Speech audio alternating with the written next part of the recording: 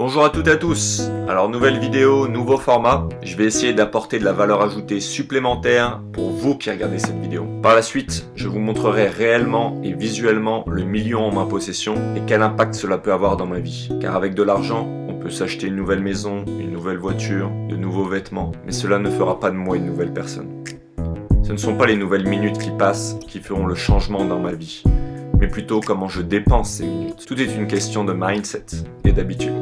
Vous êtes-vous déjà posé la question suivante? D'où viennent ces inégalités financières dans une population? J'ai appris avec le temps que les riches avaient accès à des connaissances bien plus nombreuses dans le domaine de l'argent que le reste de la population. Comme par exemple, selon eux, il est indispensable d'avoir plusieurs sources de revenus pour pouvoir se rapprocher d'une certaine liberté financière. Alors après la lecture de quelques livres, dont un en particulier qui s'intitule Cash Flow de Robert Kiyosaki, vous pouvez accéder au lien du livre sous la vidéo. J'ai découvert qu'il existait 4 catégories dans ce livre. La première catégorie, celle des employés qui échangent du temps contre de l'argent à un employeur. L'école traditionnelle nous forme en général pour cette catégorie. Elle garantit une bonne sécurité pour une réduction du risque dans la vie. La deuxième catégorie, celle des professions libérales, qui échangent toujours du temps contre de l'argent, mais la connaissance est mise en valeur par un salaire plus élevé. La difficulté réside dans le fait que pas de travail vis-à-vis de clients égale pas d'argent. Ici, l'avantage, c'est d'être son propre patron et viser un plus grand contrôle de sa vie. Troisième catégorie, celle du business. On a besoin régulièrement d'idées, d'inventions et on embauche des personnes pour faire fructifier sa compagnie. Il faut aimer créer des valeurs ajoutées et s'entourer d'une équipe avec de nombreux talents. Ainsi, il est indispensable de savoir bien déléguer. Quatrième et dernière catégorie, celle des investisseurs, qui font travailler l'argent pour eux. Les revenus en moyenne sont basés sur 70% les investissements et sur 30% les salaires.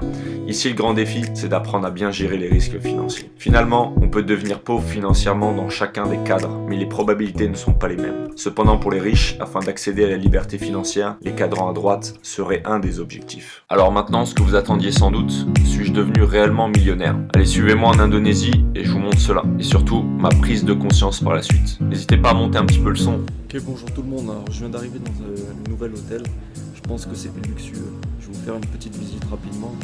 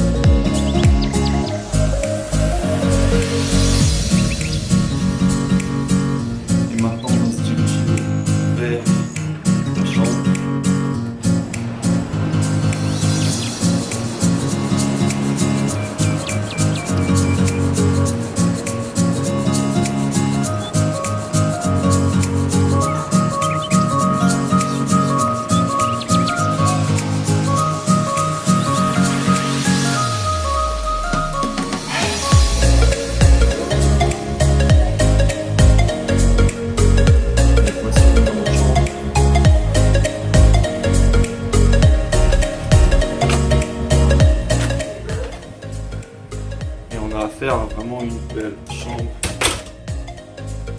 On a ici l'entrée, le petit bureau, le lit et une magnifique salle de bain, tout vitré.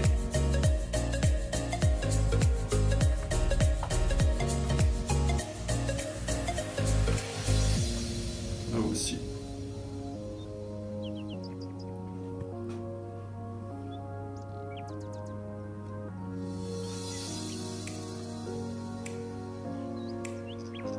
Je pense que cette place va être très relaxante, très reposante et surtout productive afin de continuer à réaliser ses rêves.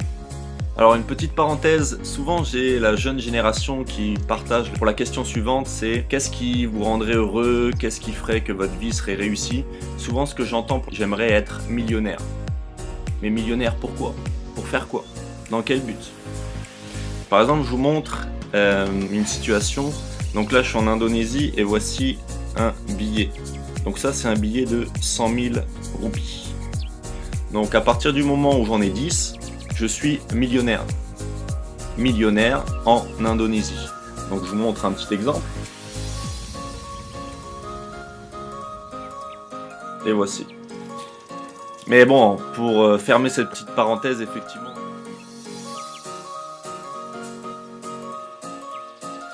Donc ça fait pas grand chose. Mais encore une fois, millionnaire dans quel but? Pour réaliser quoi?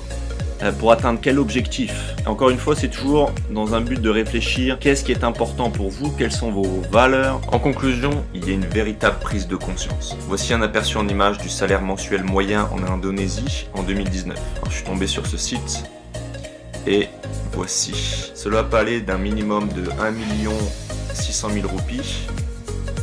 J'ai plusieurs zones en Indonésie ici. Ça peut aller jusqu'à 4 millions de roupies. Ça dépend donc de la zone.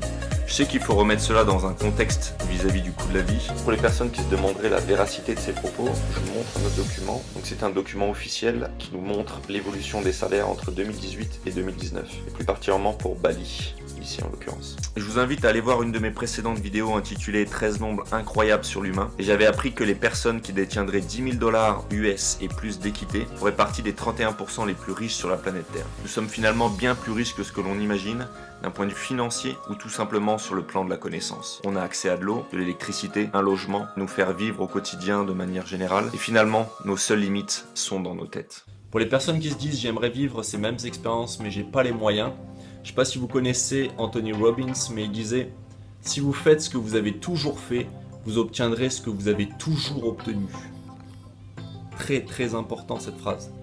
Je terminerai par une autre citation de Gandhi qui disait « L'avenir dépend de ce que tu fais aujourd'hui. » Comme je vous l'ai déjà dit, changez votre manière de penser. Ces nouvelles pensées entraîneront de nouvelles actions et ces nouvelles actions entraîneront une nouvelle vie. Vous rapprocherez petit à petit de votre vie de rêve. Allez, lâchez pas et on se voit une prochaine vidéo. Bye bye.